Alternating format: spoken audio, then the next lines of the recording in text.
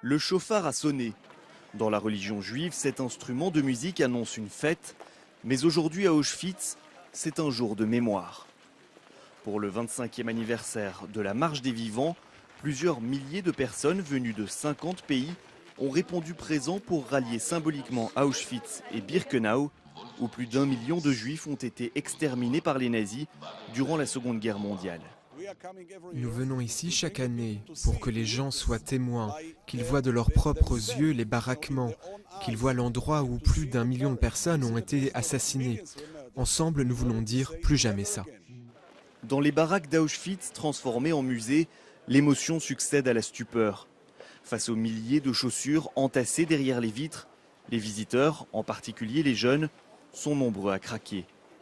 Certains d'entre eux ont perdu des membres de leur famille ici, comme Joseph, dont 2 arrière-grands-parents ont péri entre ces murs.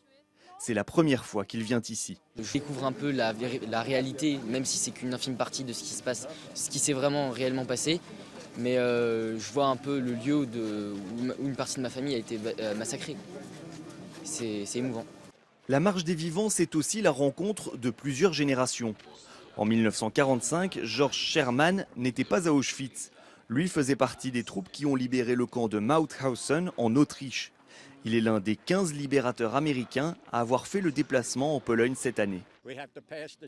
Notre devoir, c'est de passer le flambeau aux jeunes. Bientôt, ce sera à eux de raconter l'histoire et d'en prendre soin. Donc je suis ravi de cette rencontre.